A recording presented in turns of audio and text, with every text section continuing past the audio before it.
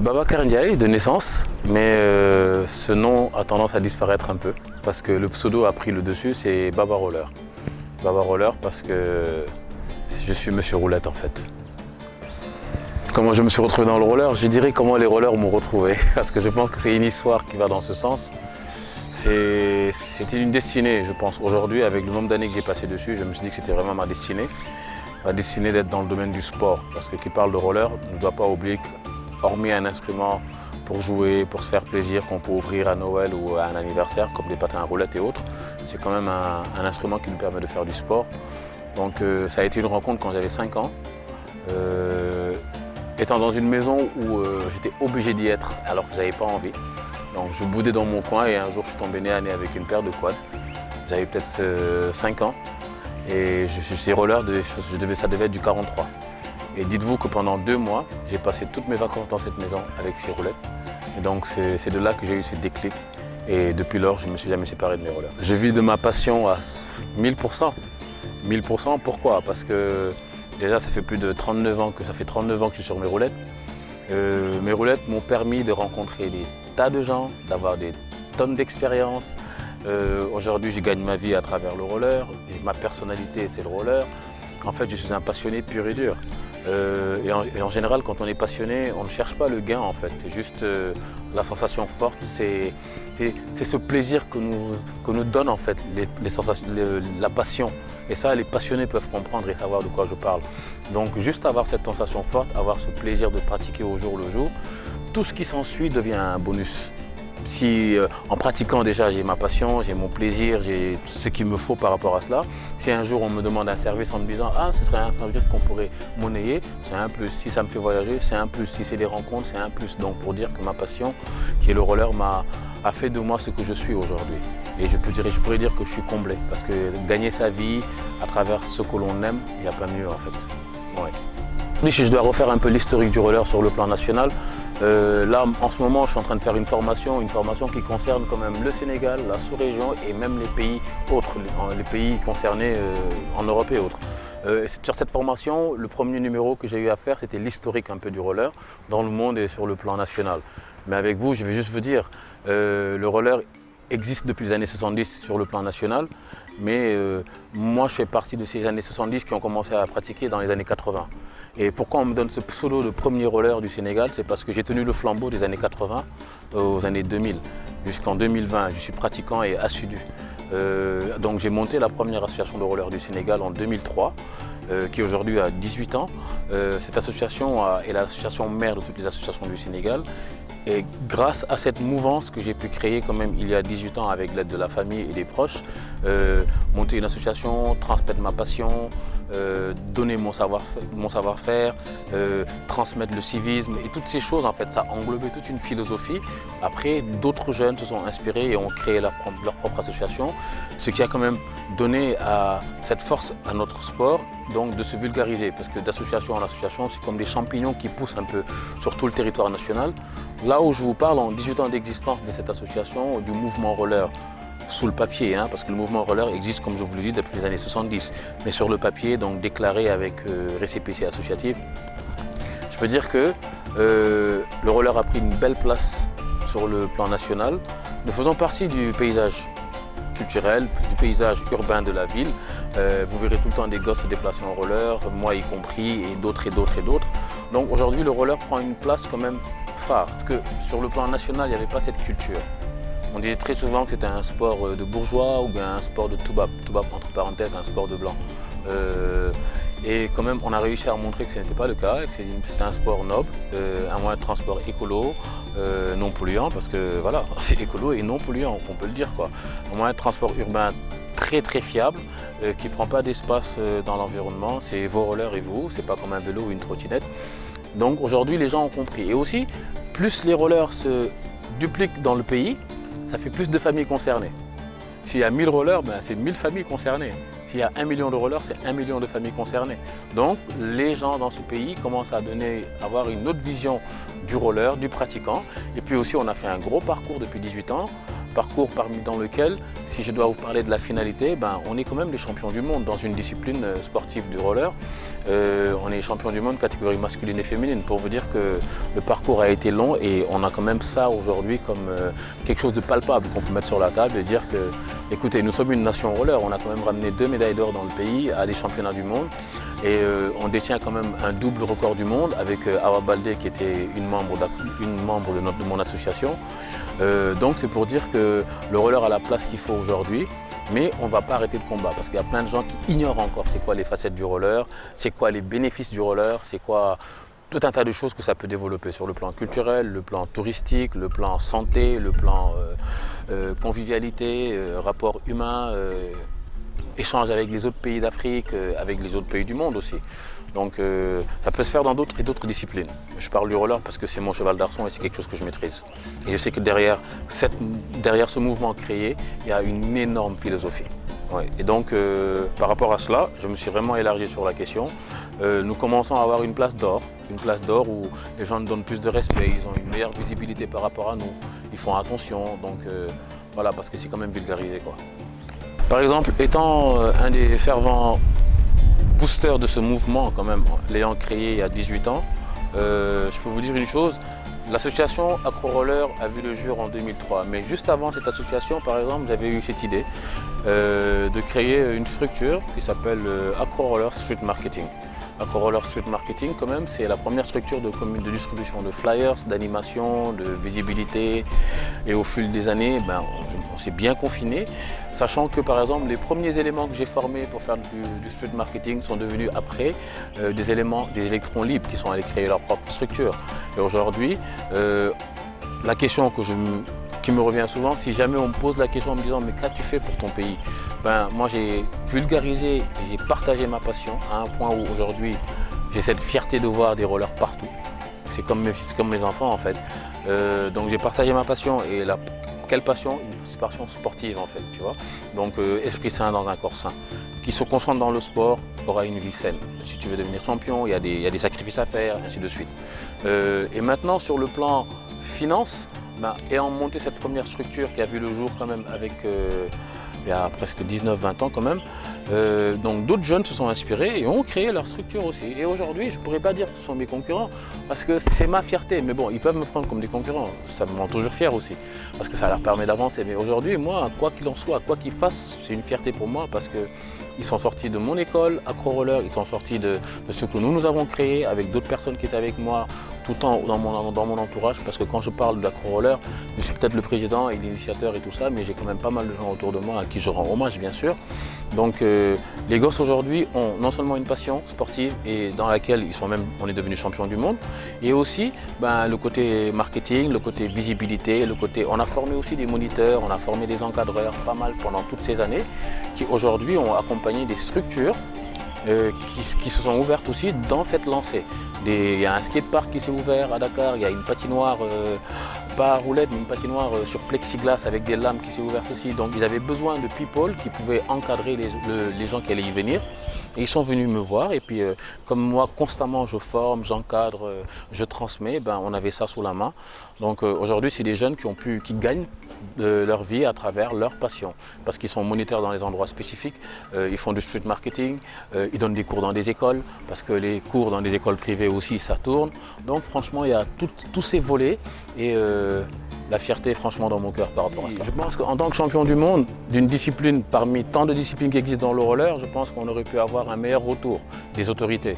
Je ne dis pas qu'ils n'ont pas reçu, peut-être la délégation a été reçue par le ministre des Sports, mais je pense que si quand même 2 jeunes Sénégalais qui vont en 2017 pour la première fois à un championnat du monde et qui ramènent tous les 2 des médailles d'or,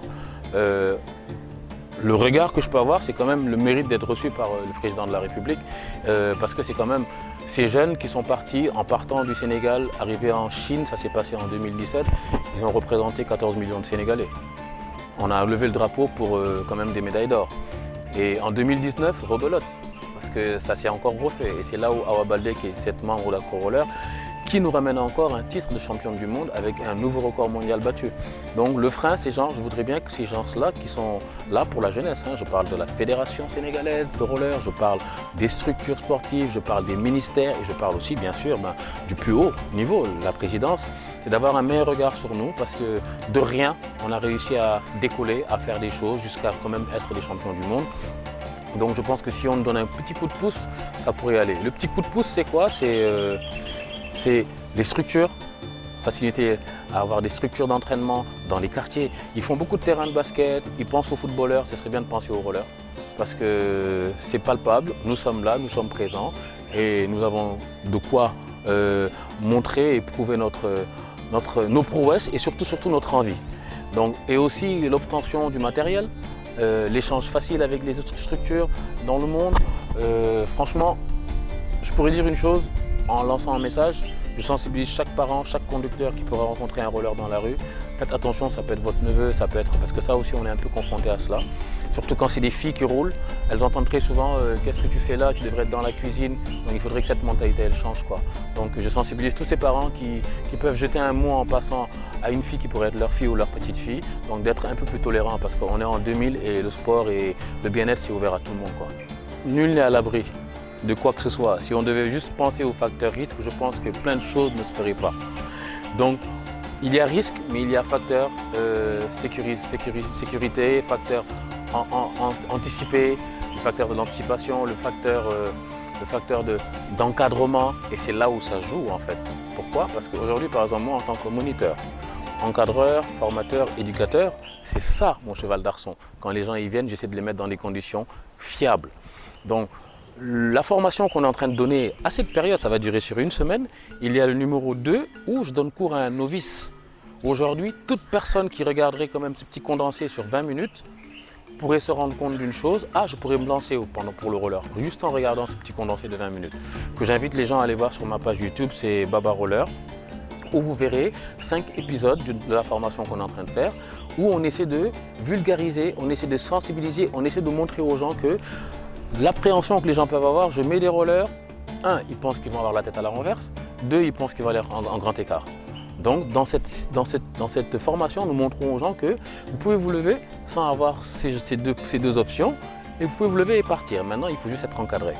Et maintenant, pour minimiser les risques aussi, il y a tout ce qu'il faut. Il y a des protections pour les mains, des protections pour les genoux, des protèges pour les coudes, sans oublier le casque, essentiel le casque. Donc moi personnellement, les enfants que j'encadre au niveau de l'association Roller, il n'y a pas un enfant qui prend le cours de roller avec nous sans être protégé. Voilà, ça c'est... Et s'il faut sensibiliser toujours, sensibiliser les gosses qui sont dans la circulation, de faire attention parce que le meilleur roller, c'est celui qui connaît le code de la route et qui saura quand est-ce qu'il peut y aller ou pas. C'est vrai qu'on peut se faufiler, mais faufilons-nous en ayant l'esprit code de la route. Ça, c'est très important. Alors moi, j'adore, quand j'ai cette opportunité de pouvoir parler, de pouvoir dire ce que je fais, c'est important parce qu'on travaille beaucoup quand on est passionné. On ne se rend pas compte de ce qu'on fait. Les choses passent et passent et passent. Et comme le dit très souvent, l'expérience fait la différence en fait, dans toute chose. Dans toute chose. On peut arriver à être un nouveau-né et exceller dans une chose sans avoir d'expérience. Mais ça, c'est le don. Il y a des gens qui naissent avec des dons. Mais hormis le don, pour pouvoir comprendre les choses, l'essence réelle des choses, c'est en faisant les choses étape par étape. Aujourd'hui, au début, le roller, c'était juste je roule, je fais du patin à roulettes. Comme ça, dans ma folie, parce que j'aime glisser. Mais ça m'a orienté vers d'autres et d'autres sports. C'est parce que c'est au fur et à mesure des années. Ça m'a orienté vers un côté artistique. Parce que je pense que de mes parents, ce n'est pas des artistes. Quand je dis artistes, ce n'est pas des artistes peintres ou des artistes musiciens, c'est des professeurs. Je crois que j'ai pris la pédagogie de mes parents. Mais maintenant, le côté artistique, peut-être que c'est inné en moi. Mais du roller, je suis passé à plusieurs facettes quand même. Aujourd'hui, par exemple, je vais vous dire, je fais du défilé de mode en roller, par exemple. On a été les premiers à installer ça, à innover cela, en travaillant avec un styliste du nom de Cheikha qui développe la marque Sigil, qui est un jeune créateur, talentueux, tout ça. Et en 2008, quand même, on allait en Espagne, on a quand même montré ça. Et c'était tellement beau de voir quand même quelque chose de nouveau, voir des artistes en roller qui viennent du Sénégal, qui innovent, qui créent quand même des défilés de mode. Et en plus, ce Cheikha Sigil, il fait un excellent travail, un big up en passant. Et tellement c'était bien, on l'a fait en 2008, on l'a fait en 2010, on l'a refait en 2011. On est allé à 3 festivals comme ça de suite en Espagne. Et hormis le défilé de mode en roller, je suis par exemple speaker en roller aussi. Donc c'est quelque chose que je fais dans les braderies et autres. Mais je fais de la danse en roller. Et la danse en roller, c'est quelque chose que j'ai beaucoup appris quand j'étais à la patinoire où j'ai été au Gabon, dans une tranche, dans une période de ma vie, mon adolescence. Et ça a beaucoup joué sur ma vie du roller parce que j'ai travaillé dans une patinoire à roulettes dans les années de 92 à 97 par exemple, et ça à 96. Et ça, c'était une grosse expérience pour moi. Donc j'ai fait beaucoup de danse en roller dans ce niveau. C'est quelque chose que j'ai continué à faire. Et le roller m'a même poussé aujourd'hui à faire de l'aïkido. Pourquoi? Parce que je dansais beaucoup avec mes pieds, mais je ne faisais pas de mouvement avec mes bras. Et ça me prenait un peu la tête. Et un jour, j'ai un ami qui me fait comprendre, un frère à moi, celui avec qui j'ai monté l'association, qui me dit hey, « J'ai commencé de l'aïkido, ce serait bien que tu viennes voir, c'est sympa. » Je dis oui. Au bout d'un an, il en a eu assez de me voir tout le temps lui dire oui. Il m'a pris par le collet, il m'a offert un kimono et il m'a amené au dojo. Et ça fait 10 ans que je pratique de l'aïkido. Et c'est grâce au roller où je me disais ouais, je danse beaucoup avec mes pieds, mais pas avec les mains. Et quand je suis allé découvrir l'aïkido, c'était une mine d'or. Parce que j'arrivais à gesticuler, bouger mes mains. C'est de la self-défense, mais c'est de la danse en fait. Et j'ai fait ce lien quand même, roller, aïkido et danse. Et aujourd'hui, quelque chose qui m'est propre à 100%. J'ai quand même créé l'Aiki Roller Dance. J'ai regardé sur tous les moteurs de recherche qui existent, ça n'existe nulle part. Et ça, c'est quelque chose qui nous est propre. Le roller acrobatique, le roller slalom, le roller en vitesse, chaque discipline a sa paternité. Le roller Aiki Roller Dance, sa paternité est du Sénégal. Et j'ai une partenaire qui s'appelle Acha, de son nom d'artiste, avec qui je travaille, avec qui j'ai développé ça pendant 3 ans. Et on a eu à le présenter sur scène. Et ça, c'est carrément le volet artistique.